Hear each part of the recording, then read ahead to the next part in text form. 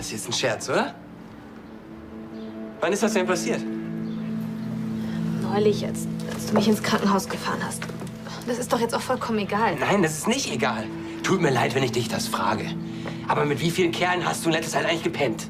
Wer könnte denn noch alles der Vati sein? Hey, stopp, ja? Nur du und eben Sascha. Oh Mann! Es ist einfach so passiert. Das hatte nichts zu bedeuten. Na ja, klar. Natürlich hat sowas überhaupt nichts zu bedeuten. Weißt du was? Ich glaube, ich muss gleich kotzen. Du fragst dich, warum sie dir nichts erzählt hat? So wie du gerade abgehst. Mischst du dich da nicht ein, okay? Hey, mich geht die Sache genauso was an. Vielleicht bin ich der Vater von Bellas Kind. Nein, du bist nichts weiter als eine kleine Ratte, okay? Hey, hey, hey, jetzt beruhigen wir uns mal alle wieder, okay? Wieso? Dann würde er ja kriegen, was er verdient. Das wäre doch schon mal was. Bella hat recht. Vielleicht sollten wir uns alle beruhigen. Ja. Ach, wisst ihr was? Macht doch, was ihr wollt. Ich bin fertig mit euch.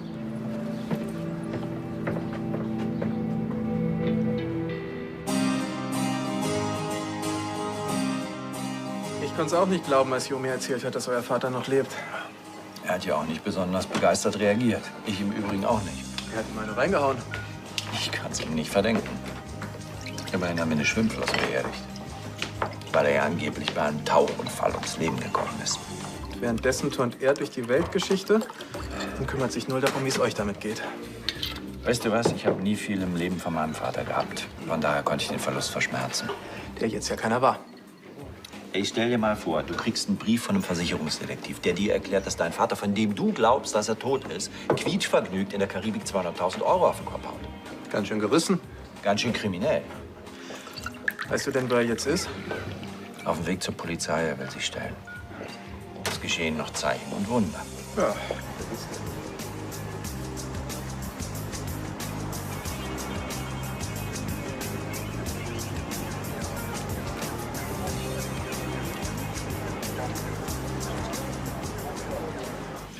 Ich weiß ja, dass sich Jos und deine Begeisterung in Grenzen hält. Aber ich finde, das ist trotzdem ein Grund zum Anstoßen. Also, auf die Wiederauferstehung des Haro Helmke.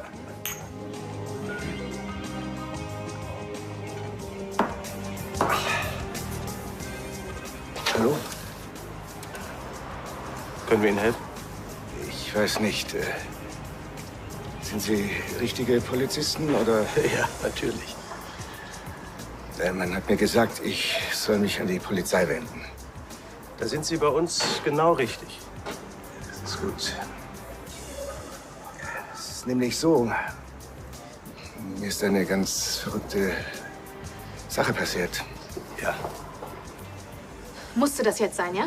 Ich hatte einfach genug von diesem Vater hier, Vater da. Irgendwann musste er es erfahren. Ich wollte es ihm schon beibringen. Wie denn? Bei einem Stückchen Schokolade, wenn er betrunken ist? Vielen Dank auf jeden Fall, dass du jetzt auch noch seinen Stolz verletzt Ja, hast. er ist verletzt. Vielleicht ist die ganze Sache für mich auch nicht so einfach. Ach, vergiss es. Ich habe schon ein Kind. Eine Tochter. Nele. Das wusste ich nicht. Ja, das weiß auch keiner. Ich habe sie seit 16 Jahren nicht mehr gesehen. Oh, dann warst du aber ganz schön jung. Ja, und dumm und hatte von nichts einen Plan. Ich bekam Panik vor der Schwangerschaft und habe mich wochenlang volllaufen lassen. Darauf hat sie mich rausgeschmissen und entschieden, dass ich das Kind nicht sehen darf. Und du hast nie versucht, sie kennenzulernen? Wie gesagt, ich war jung und dumm. Alles, was ich von ihr habe, sind ein paar Fotos. Ich verstehe, dass das scheiße ist, aber Hey, ich weiß, dass es zwischen uns beiden ein Unfall war, okay? Aber wenn ich der Vater bin, dann will ich nicht noch mal dieselben Fehler machen. Verstehst du das? klar. Aber momentan ist das einfach nur mein Problem.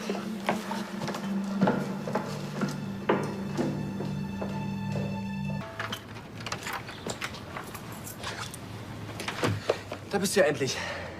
Hallo Tim, komm noch rein. Du, die Sache mit Papa ist ein bisschen blöd gelaufen, aber ich wollte dich nicht anlügen. Aber die Wahrheit sagen wolltest du auch nicht. Doch, natürlich. Aber du hattest einfach schlechte Laune wegen deinem Job und ich wollte nicht noch mehr Stress Lass gut sein, Kleiner. Der Alte hat dich eingewickelt, damit du dicht hältst. Eine seiner leichtesten Übungen. Du bist nicht sauer? Schwamm drüber.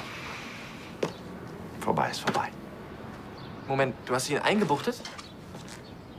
Nein. Entschuldige mal, für wen hältst du mich eigentlich? Naja, du bist ein Bulle, der sein Gesetz ziemlich genau nimmt. Jetzt pass mal gut auf. Harro stellt sich. Was? Siehst du, genau so habe ich auch reagiert. Ich weiß nicht, was mit ihm los ist, aber anscheinend hat er eingesehen, dass er sich dieses Mal vor den Konsequenzen nicht drücken kann. Moment.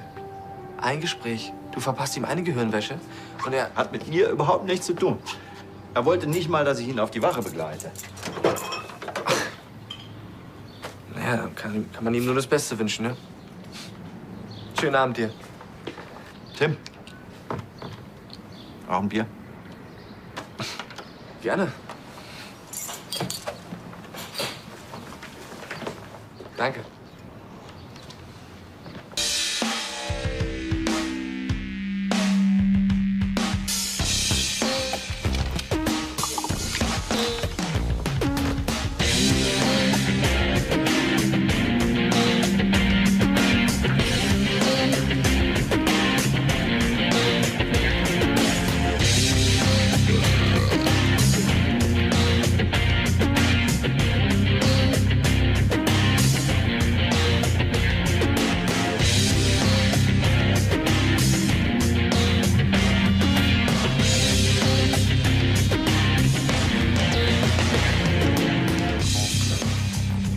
Olli, mach mir mal noch eins.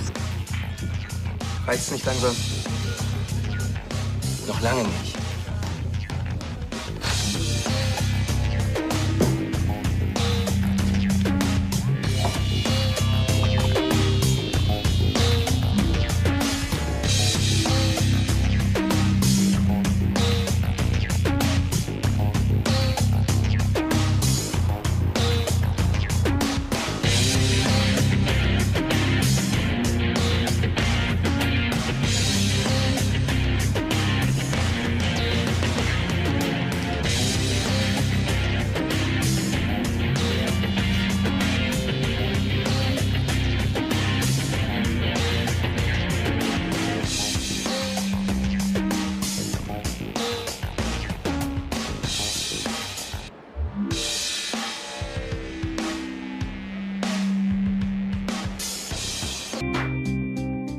Und geht's dir wieder besser? Im Marathon kann ich noch nicht laufen, aber es geht schon. Und du? Hattest du noch Spaß mit unserem Erzeuger? Sagen wir so, es war doch recht interessant. Aha. Hast du ihm Handschellen angelegt und ihn selbst verhört? Sag mal, was denkt ihr eigentlich alle von mir? Na, dass du ein pflichtbewusster deutscher Vorzeigebeamter bist. Sonst nichts? Du mich auch. Das war doch nicht so gemein. Wir wissen doch beide, dass Harro es mehr als verdient, endlich mal selbst die Zeche zu zahlen. Ich weiß. Und das wird er. Wie jetzt? Ich dachte, du hättest ihn laufen lassen. Harro hat sich gestern der Polizei gestellt. Ach komm, das glaubst du ja selber nicht.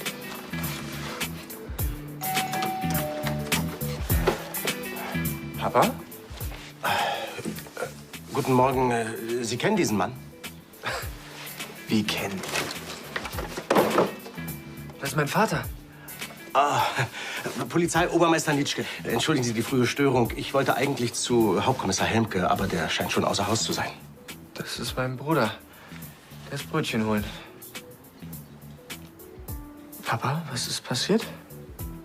Entschuldigung, ich kenne sie nicht. Da staunst du was. Oh ja. Ich habe gestern ein ganz langes Gespräch mit ihm geführt. Und da hat er dich in seinen Seemannsgarn eingewickelt.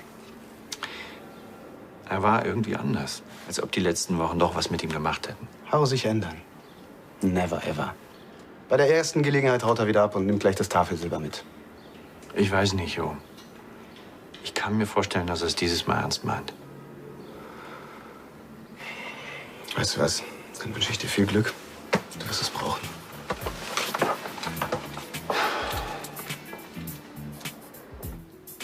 Ich kenne diesen Mann nicht. Wer ist das? Das scheint Sie ja nicht sonderlich zu überraschen, dass Ihr Vater noch lebt.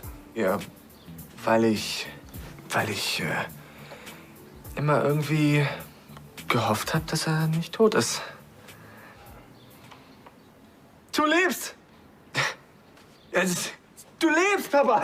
Ist das toll! Was soll das? Wieso nennen Sie mich Papa? Sag mal, spinnst du? Ich bin dein Sohn. Wie es aussieht, hat er sein Gedächtnis verloren. Moment mal. Dann weißt du nicht, wer ich bin? Und du hast keine Ahnung, dass wir dachten, dass du bei einem Tauchunfall ums Leben gekommen bist? Tut mir leid. Mann. Das ist ein schweres Schicksal. Glaube ich auch.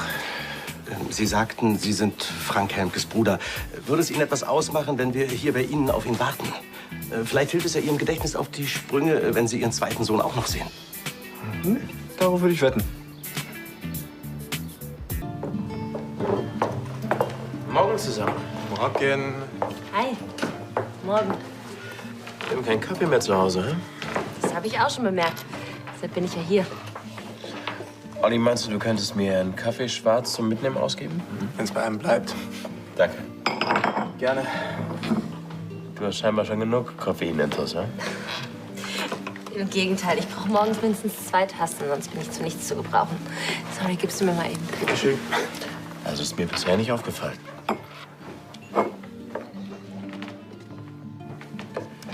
Also wie ich meinen Kumpel Olli kenne, spendiert er uns ein richtig gutes Frühstück. Also wie ich deinen guten Kumpel Olli kenne, verweist er euch einfach auf den vollen Kühlschrank oben. Ja, nun wieder. Okay, dann nehmen wir noch Kaffee mit und dann mache ich das beste Rührei zwischen Caritas und St. Petersburg. Zum Glück bist du nicht bescheiden. Nur ehrlich. So. Warte, mach mal die Augen zu. Was? Mach mal die Augen zu. Da ist hier eine Wimper, die soll doch nicht ins Auge kommen. Ah, schon runtergefallen. Oben werdet ihr noch ungestörter. Ach, so ein Blödsinn. Ich muss jetzt auch los. Danke für den Kaffee, Olli. Gerne. Bis später. Tschö. Mach dir einen schönen Tag, ja?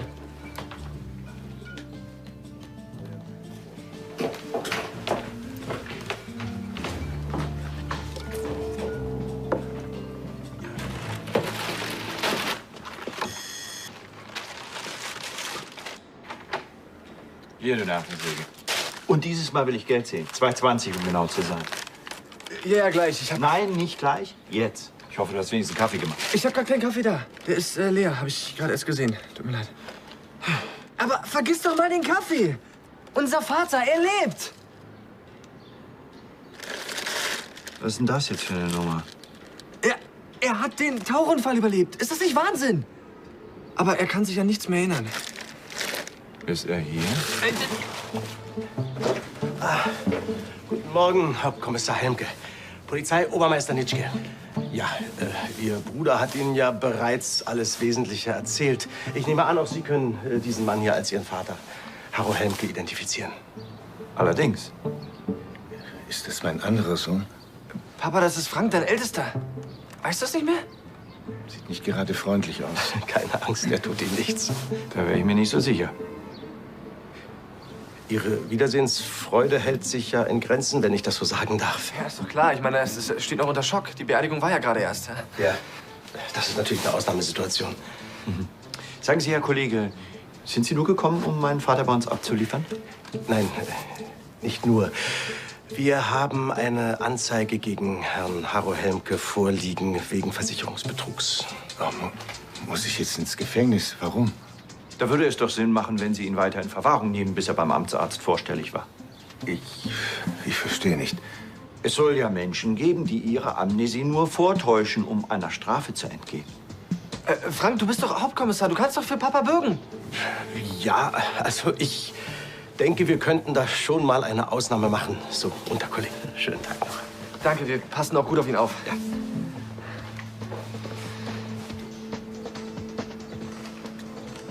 Was ist denn hier los? Nichts. Ihr zwei, mitkommen.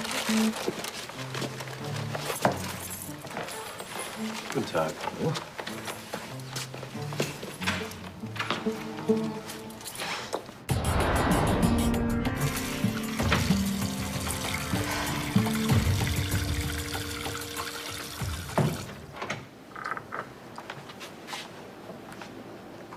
Kopfschmerzen. Wenn es nur das wäre. Der Test war positiv.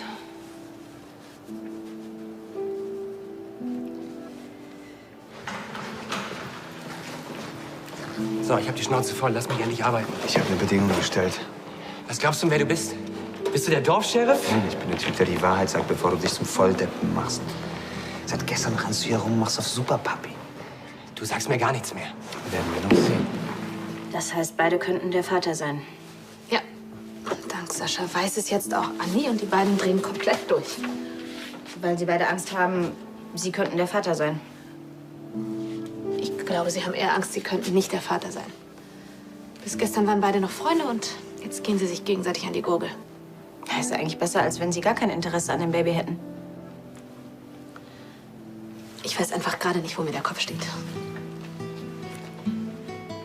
Ach, eigentlich geht's doch um was ganz anderes, oder?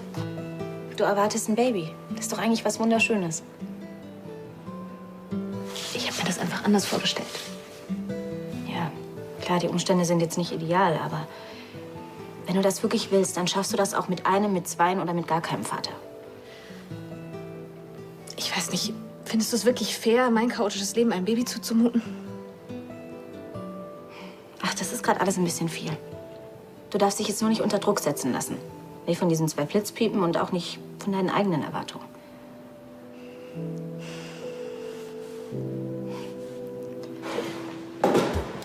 Pass auf, ich gehe jetzt da hoch und dann mache ich meine Arbeit. Nicht so lange wenig geredet haben. Ich rede aber nicht mit Verrätern. Dann bringe ich dich zur Tür. Hey! Seid ihr jetzt total durchgedreht?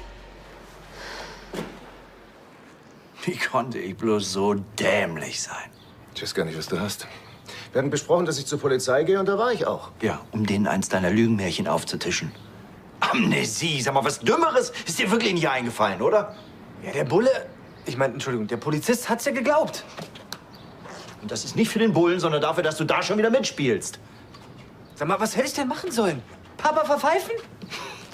Ihr beiden passt wirklich wie Arsch auf Eimer. Ja, Mr. Super korrekt. Ich wollte doch nur, dass er nicht noch mehr Ärger bekommt. Macht mich das automatisch mit zum Verbrecher? Nein, zum Mitwisser einer Straftat. Ja, du würdest ihn eiskalt ins Gefängnis stecken. Und das in seinem Alter. Hör mal, ich bin topfit. Zumindest fit genug, um deinen eigenen Tod vorzutäuschen. Und um die Versicherung um 200.000 € zu erleichtern. Was? Könnte ich mal so ein Brötchen haben? Ich bin immer leicht unterzuckert. Na klar. Ey, was soll denn der Scheiß jetzt? Macht doch, was ihr wollt. Hast du einen besonderen Wunsch? Käse, Schinken? Oh, am liebsten beides. Kommt.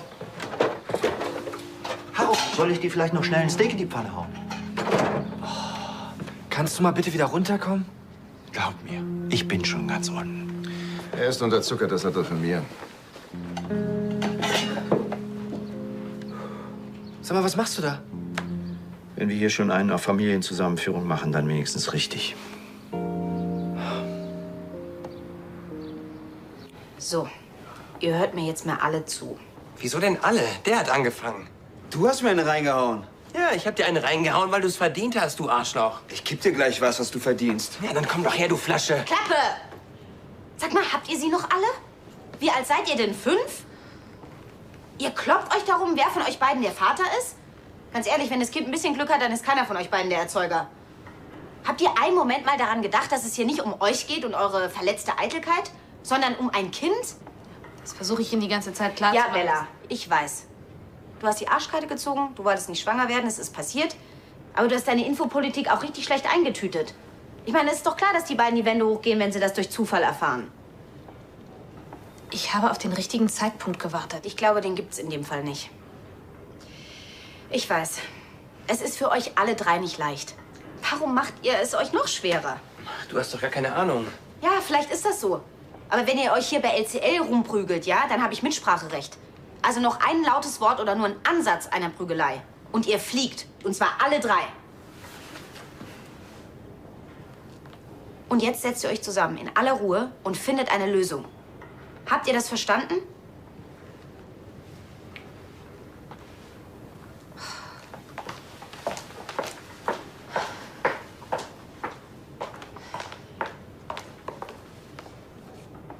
Was wird das? Wir gehen zurück an die Arbeit. Irrtum. Du findest mit den beiden hier eine Lösung. Was soll ich denn da noch machen? Tja, Krisenmanagement. Ich meine, du bist Mutter. Kannst du schon mal üben. Ja, solche Gespräche wirst du in den nächsten Jahren bestimmt öfter führen müssen.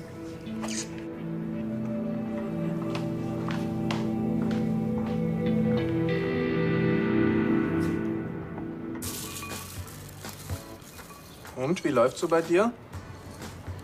Gut, danke, alles bestens. Ja, das mit Kim, das scheinst du ja gut weggesteckt zu haben. Also wenn du irgendwas sagen willst, dann spuck es doch einfach aus. Geht mich auch nichts an. Also langsam klingst du echt wie deine eigene Tante.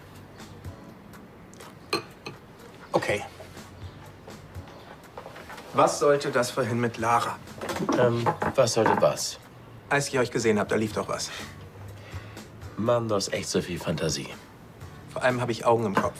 Sie hatte eine Wimper im Auge und die habe ich rausgeholt. Das macht man unter Freunden so. Dann seid ihr also nur Freunde. Genau, so wie du und ich. Okay, falls du es noch nicht gemerkt haben solltest. Lara ist kein Spielzeug und kein Trostpflaster. Und sie ist auch nicht mein Typ. Und ich glaube, sie kann sehr gut auf sich alleine aufpassen. Aber danke, es schmeichelt mir, dass du mir zutraust, jede Frau haben zu können. Träum weiter. Ja, und falls du es vergessen haben solltest, du hast die Woche Putzdienst.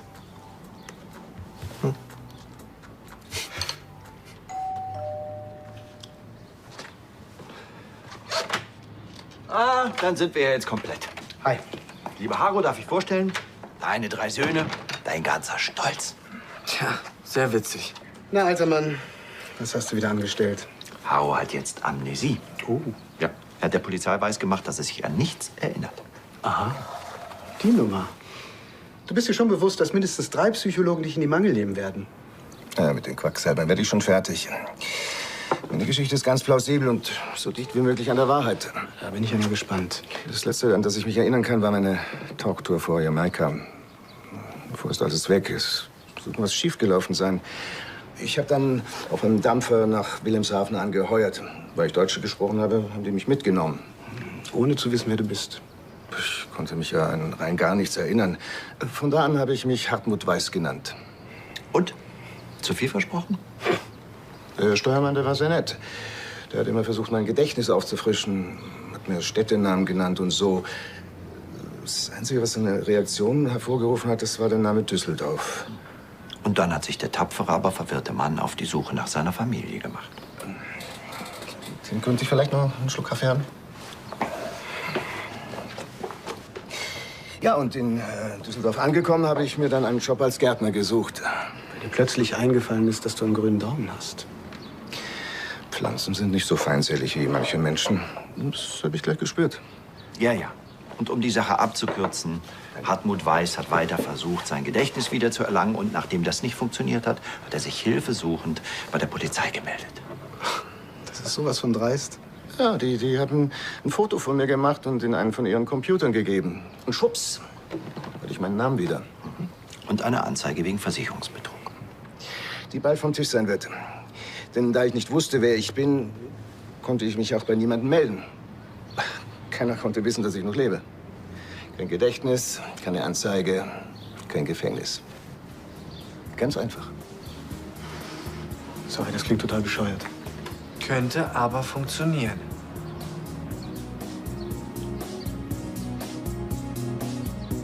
Könnt ihr beiden euch jetzt bitte zusammenreißen? Ich wollte nur meine Arbeit machen, aber der Idiot hat mich nicht gelassen. Und ich wollte nur sagen, was Sache ist, aber der Idiot hat... Hört ihr euch eigentlich mal zu? Das ist höchstens Kindergartenniveau. Also, ich weiß, das ist alles scheiße gelaufen und es tut mir leid. Ich will überhaupt gar nicht... Du lässt mich jetzt ausreden. Dass ich mit Sascha geschlafen habe, das war wirklich keine Glanzleistung, aber ich kann es leider nicht rückgängig machen. Ebenso wenig, wie ich nicht weiß, wer von euch beiden der Vater ist. Ich bin sicher, dass ich...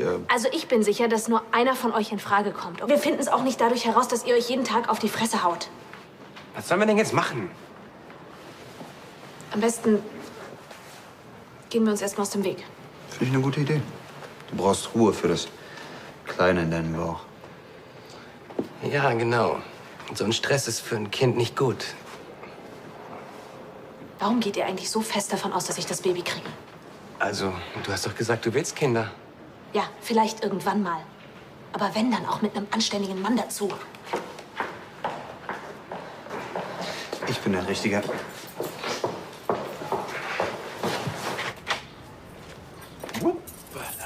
Hi. Hi.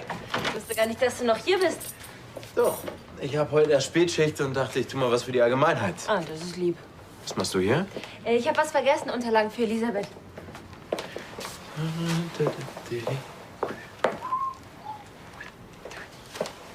Das müssen ja wahnsinnig wichtige Unterlagen sein. Das auch, aber darum geht's nicht. Ich will einfach, dass Elisabeth sich auf mich verlassen kann. Ich gehe noch mal eben auf Klo. Okay, vielen Dank für die Info.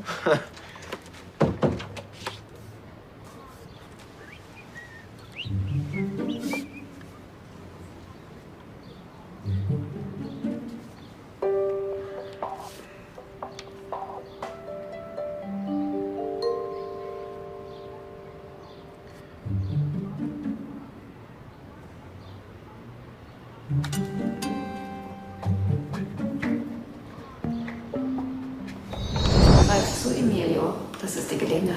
Nein, hör nicht auf sie. Wer hat dich gefragt, Boschler? Lara würde alles für dich tun. Sie ist nett, sie hat ein gutes Herz. Ja, ist ja klar, dass du das nicht verstehst. Du hast gar kein Herz. Emilio, du bist dein Leben lang nett gewesen.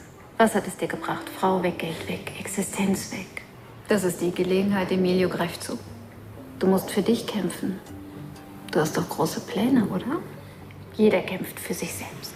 Wenn du jetzt anfängst, deine Freunde zu verarschen, dann kannst du bald gar nicht mehr in den Spiegel schauen. Aber für seine Ziele muss man Opfer bringen. Das unterscheidet den Loser von dem, der es ganz nach oben schafft. Richtig. Und ganz oben ist bekanntermaßen der Himmel. Und jetzt rat mal, wo ich herkomme. Ja, tiefer als in die Hölle kann man ja nicht mehr sinken. Bei uns, da hat man wenigstens Spaß. Ach, Spaß, indem man seine Freunde verrät. Außerdem stinkst du nach Schwefel. Ich weiß.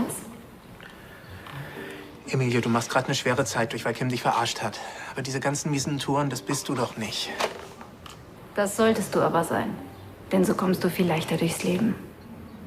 Emilio, du bist niemandem etwas schuldig. Doch, deinem Gewissen.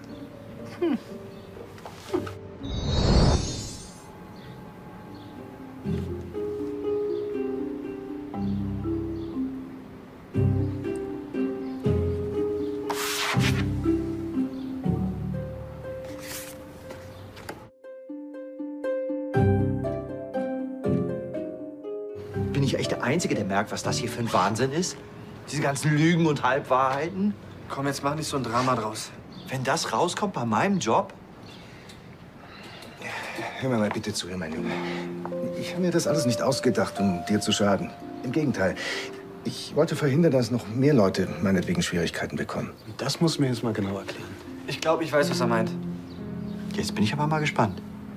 Es wissen schon viel zu viele Leute, dass er noch lebt. Und für die könnte es verdammt ungemütlich werden, wenn der ganze Betrug auffliegt. Also pass auf, ich hab's Bella und Olli erzählt, weil die quasi zur Familie gehören. Wer weiß noch Bescheid? Ja, da wäre die aparte Brünette. Er meint Rebecca von Lahnstein. Aber die hat mir versprochen, dass sie dicht hält. Ja, okay, es ist alles ein bisschen aus dem Ruder gelaufen. Aber hey, wenn wir uns absprechen, dann kommt auch nichts raus. Mensch, Harro muss sich bei der Befragung nur mal verplappern. Wenn er eins kann, dann ist es Lügen. Das solltest du wissen. Komm, Frank, wir haben alle irgendwie Dreck am Stecken, wenn das rauskommt. Aber was ist denn die Alternative? Willst du wirklich, dass Papa ins Gefängnis wandert? Du erwartest jetzt keine Antwort von mir, oder?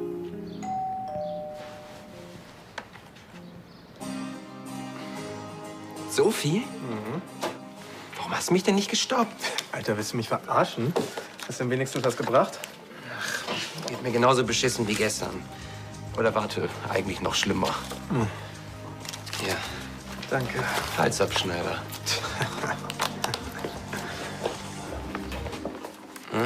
Belästigst du mich jetzt also auch schon in meiner Freizeit? Dann kannst du gleich noch eine abholen. Wenn du wüsstest, wie sehr ich dir gerne eine reinballern würde. Ja, komm, dann lass uns rausgehen. Ich muss passen. Ich kann nicht vergessen, was Bella gesagt hat, dass sie sich überlegt, das Kind abzutreiben. Das ist doch alles allein deine Schuld. Du hast mich provoziert. Jetzt komm mal runter, wir haben das beide verbockt, okay? Mir geht's hier nicht um Bella, ich will nichts von ihr. Aber dieses Kind, das ist mir wichtig. Meinst du mir nicht? Also wir wollen beide, dass sie das Kind behält. Also müssen wir sie unterstützen. Das versuche ich doch die ganze Zeit. Wir boxen uns um ihren Arbeitsplatz. Das ist nicht gerade das, was sich eine werdende Mutter wünscht. Bella hat gesagt, wir sollen sie in Ruhe lassen. Ich glaube eher, wir sollten Ruhe geben. Was schlägst du denn dann vor? Bella soll sich entspannen. Soll sich gut aufgehoben fühlen bei zwei verantwortungsbewussten Männern, die beide 1A-Vatermaterial abgeben. Klingt logisch. Wir müssen ihr zeigen, dass wir es drauf haben. Dann vergisst sie diesen Gedanken ganz schnell wieder mit der Abtreibung. Also ein Versuch wär's wert. Waffenstillstand. Solange Bella dabei ist. Ich habe schon vermutet, dass Sie alle hier sind. Ja, danke, dass Sie extra nochmal vorbeigekommen sind. Keine Ursache, wo ich gerade in der Nähe war. Da. Wir sorgen auf jeden Fall dafür, dass unser Vater pünktlich beim Amtsarzt erscheint. Ja, bitte, das ist wirklich wichtig. Na, dann einen schönen Tag noch. Sie sind sicher total aus dem Häuschen, oder? Wir sind überglücklich, dass wir unseren Vater endlich wieder haben. Auch wenn er uns leider nicht erkennt. Ja. Vielen Dank nochmal, ja? Dann hoffe ich mal, dass Sie sich recht bald von Ihrem Schock erholen, Hauptkommissar Helmke. Die Hauptsache ist doch, dass Sie Ihren Vater wohlbehalten wiederhaben, oder?